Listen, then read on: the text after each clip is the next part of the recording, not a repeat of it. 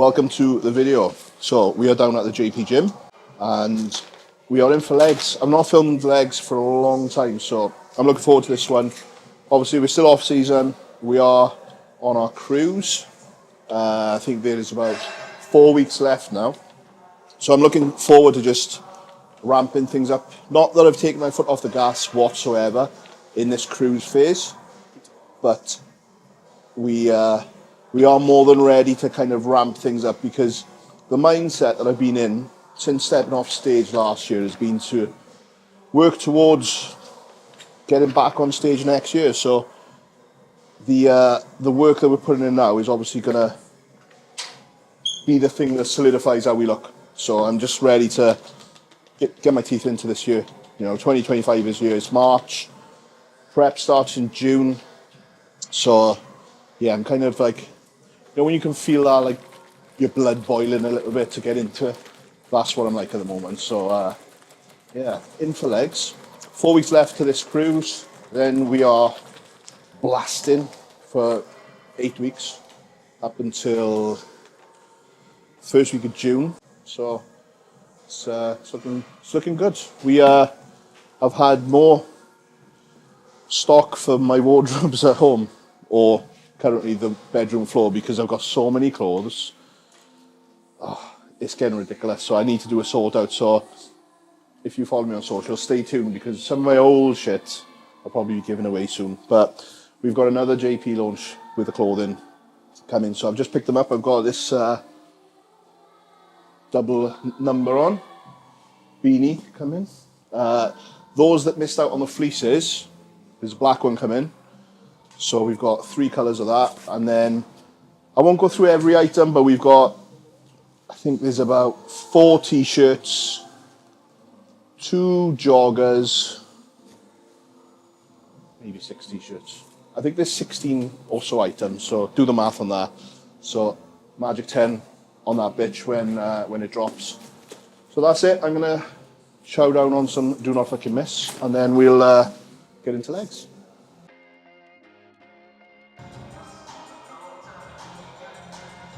We've got calves first.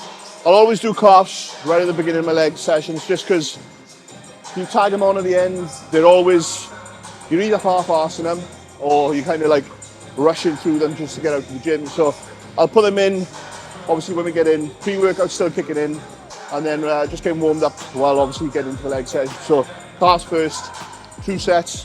That was like first set of 10, I think it was. So I'll chuck another 10 on. Just get a lower rep set then on the back off. So top set second, back off first. Because obviously I'm in a different gym, I'll just gauge it set to set. You'll notice I'm got a logbook today as well. So I've been logbooking for the longest time. If you followed me, I've been out to Kuwait with Nathan. Obviously high volume training. I'm not a high volume trainer now, but I've also been on a SAS. I'm just kind of watching them, how they're instinctively going through their sessions. I'm trying to adopt that approach, or get a happy medium between instinctive training and going by, you know, my normal kind of top set, back off set. So obviously new gym, so I don't use this calf raise. So I got 10 reps. So I don't essentially want to get another set of 10 reps. So I want to go a heavier set. So hence why I've kind of flipped the top set, back off set around. Ideally, I mean, I'm just doing 2 sets, whatever I get, I guess.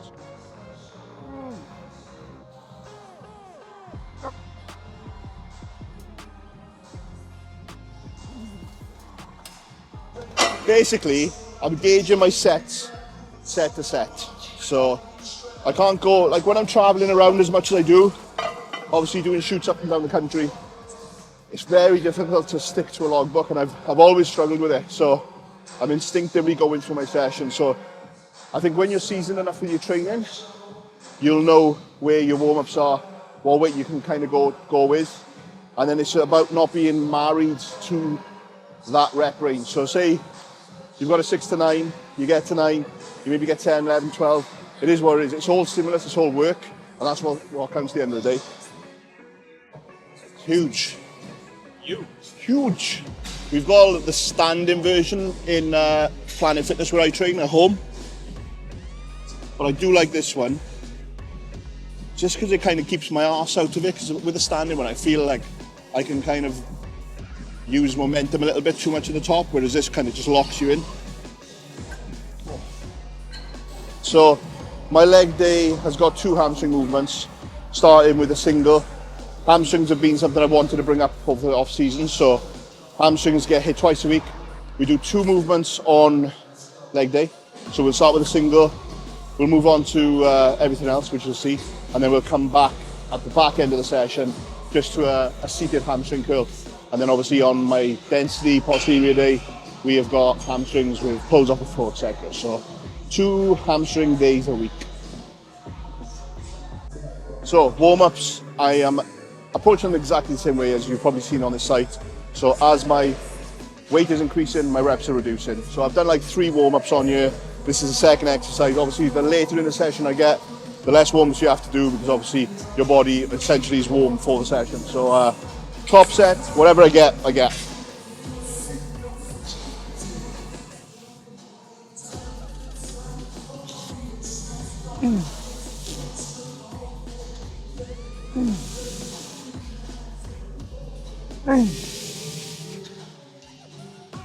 Oh.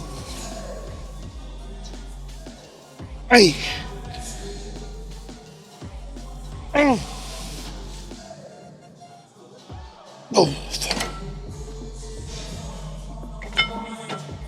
Oh. Oh. Hey. Oh.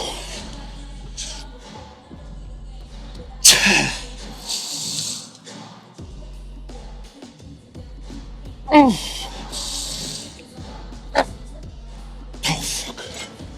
For the back off, I've taken it just to the standard stack. So I got like 6 reps, which I'll take that. That's kind of the lowest end that I go to with any set. I had this conversation with one of the boys in the gym the other day, and he was on about like, do any lower sets? I was like, nah. It's like even with pulls off the floor, he's like, oh, I love doing like, Ethan, if you're watching this, shout out to you. I love doing like doubles and triples and stuff. I'm like, oh, I never go that low. It always pisses me off if anything. So I'll always aim for no less than 5. So 6 is there, I'll take that.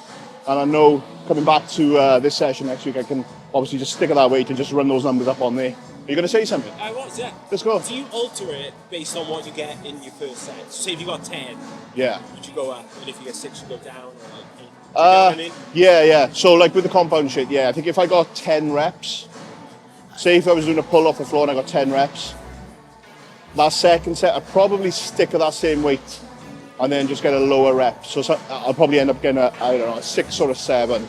But if you're getting like a 6, obviously you're going lower the next set, hence why, what we've done here with the back off set, which is, it's a standard approach, isn't it? Dropping the weight by about 30% on your back off set, and then just going for that slightly higher number set then.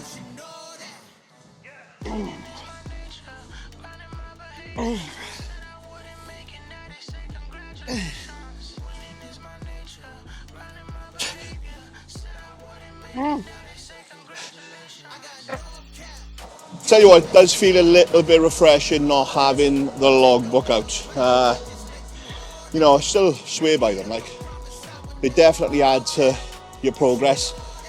And I might go back to them on prep, but for this period, just approaching training slightly differently to see, do I go back to the logbook or for prep, obviously, or do I run this throughout prep in terms of just going a bit more instinctively with it?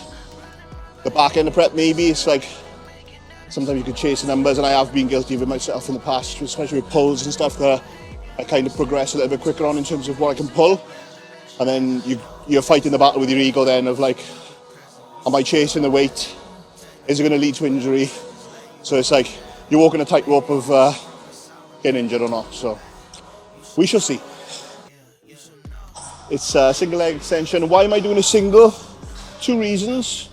To save my joints, because I found that it was getting too heavy with doing it both feet, and my left knee, I don't know whether it comes back from basketball, from the driving on the clutch, but the left knee starts to play hell when it gets a bit heavy. So single leg, obviously not able to go as heavy, And also the advantage of that, it's isolating each quad as well. So I've been running this right through the off season. The quads have definitely come up, so we're just running it. Why change it if it's working?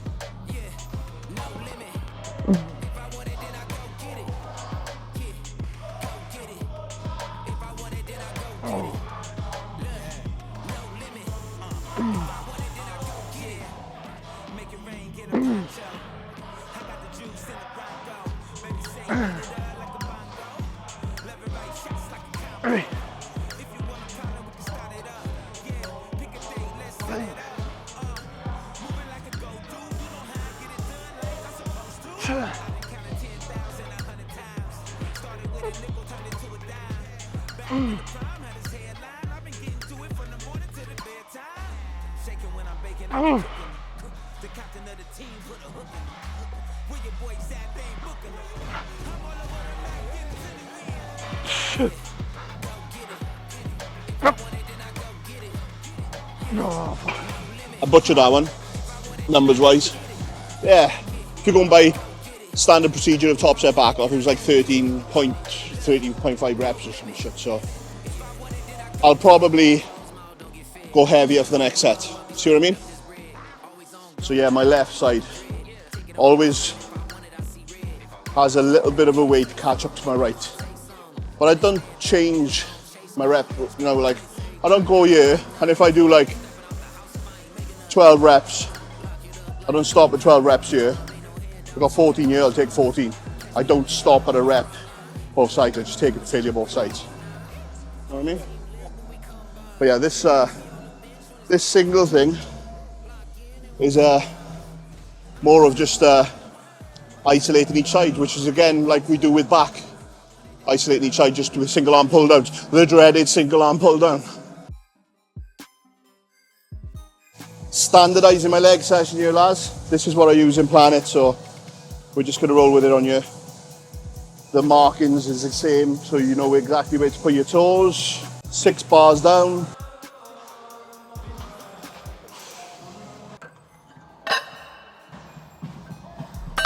So this would be like 1 rep, as I've been working with 5.5 to 5 and a 15, but that last set, that touch there, felt really good, like so.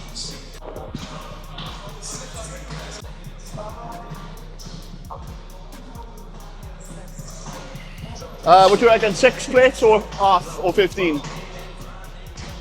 Do I go up for half a plate? Put another plate on? Does that look easy? I've not done this for a while. I have done it in the past, so it's not like it's new territory, but it's been a while since I've done it. But the 5 plates moved. What do you reckon? That's really. Yeah.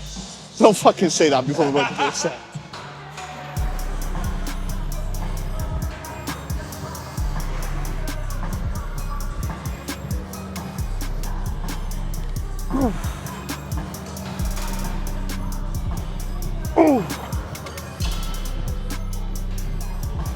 So. Oi.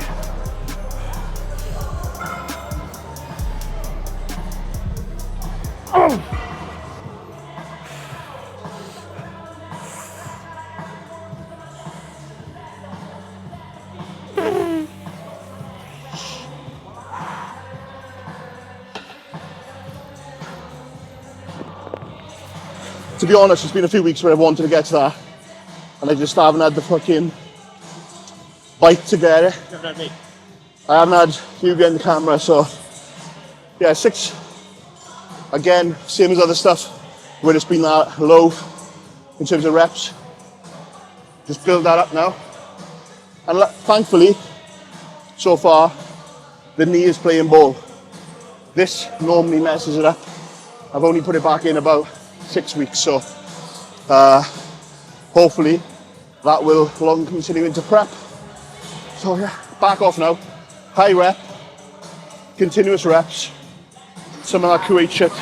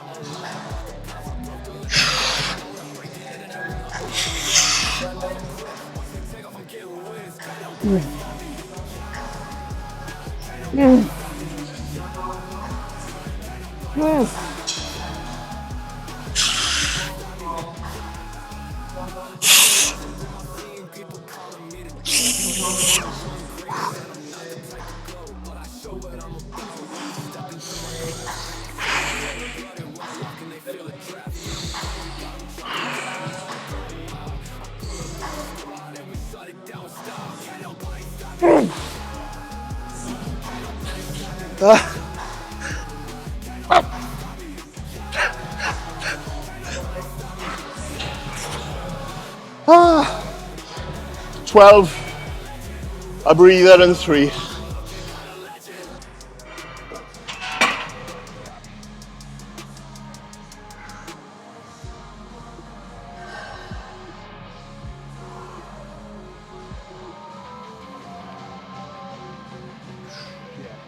Bit more, bit more.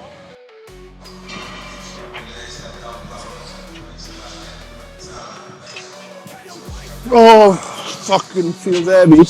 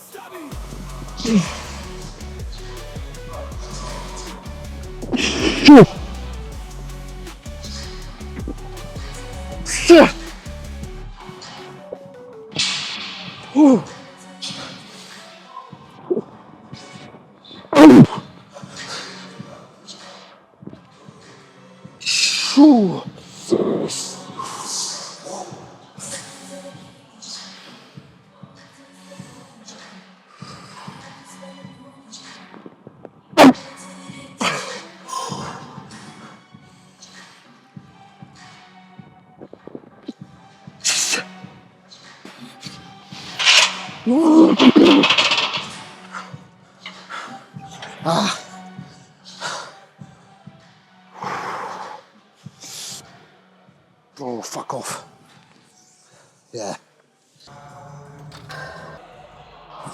Yeah, not sure what weight to do on here now. Obviously I don't use this at home. I just got like a strict Nautilus one, which I am like stacking, to be fair. I'm not stacking this sucker, but I have set the strength curve to set in 3 though.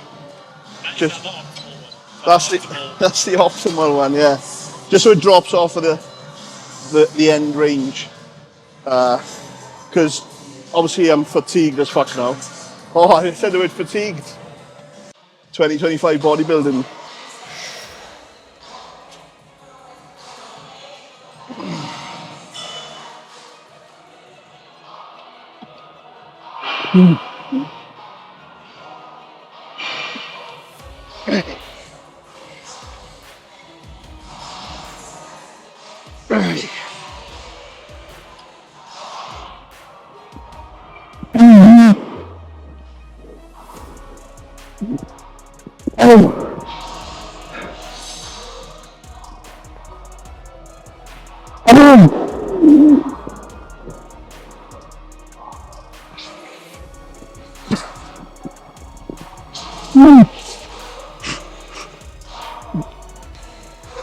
Oh fuck!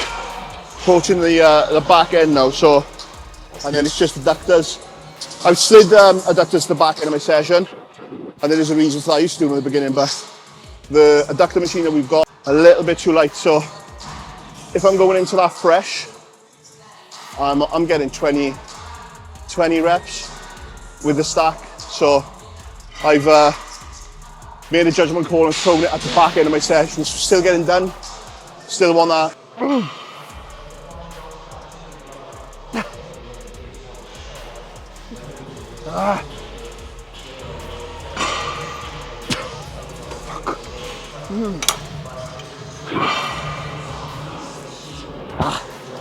Almost there, lads.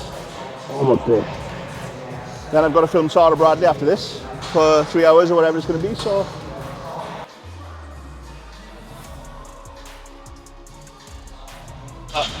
Today I'll probably do like a heavier set, although my right adductor feels a little tight doing that.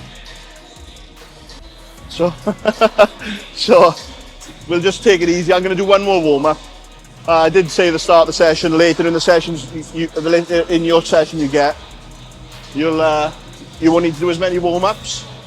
I think until you get to shit like this where you're in that vulnerable stretch position, it's always a good idea to get that warm, because I've seen again people tear shit up just jumping straight into it, because either number one, they're trying to get a session done, or they're like fucking so amped up with the session, they're like, fucking let's go, and then pop. So you don't want that to happen today.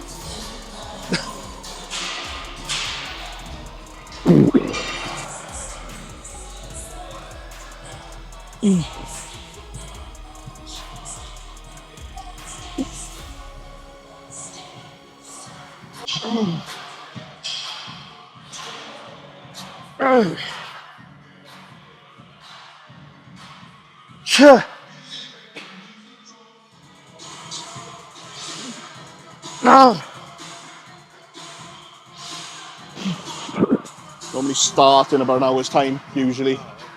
But work commitments, innit? That's something, I guess, if you're watching this on the JP member site.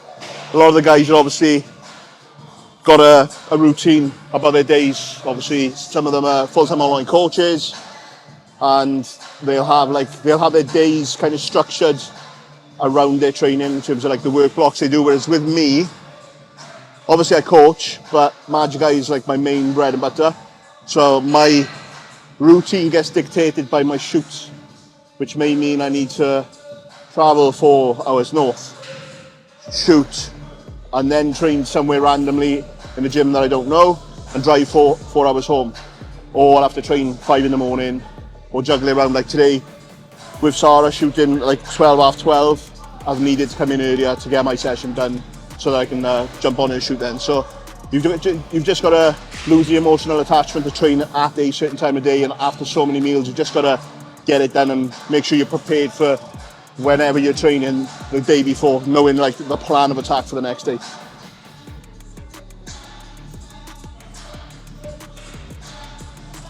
Sure.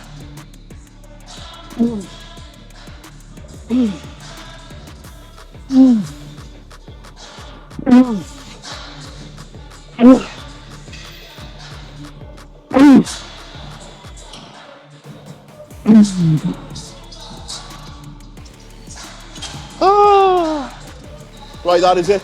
Thank you for watching. If you're watching this on the site, welcome to my bullshit. Hopefully you've taken something away from it. I can almost guarantee there's going to be a lot of guys on the site that can relate to me a little bit, because we're not full-time online coaches, we're not IFBB pro bodybuilders, you know, we're aspiring amateur bodybuilders, and we're still putting as much into it as the other guys, or you should be. So hopefully you'll get a bit of that content from this. You know, I've obviously got a family, I've got businesses, my diary's crazy, so hopefully you can see that it can still be done regardless of what shit you've got going on in your life, busyness wise. So that's it. Thank you for watching. Cheers lads for getting in on this, and cop the new clothing, Magic 10 at checkout, and I'll see you on the next episode. Peace.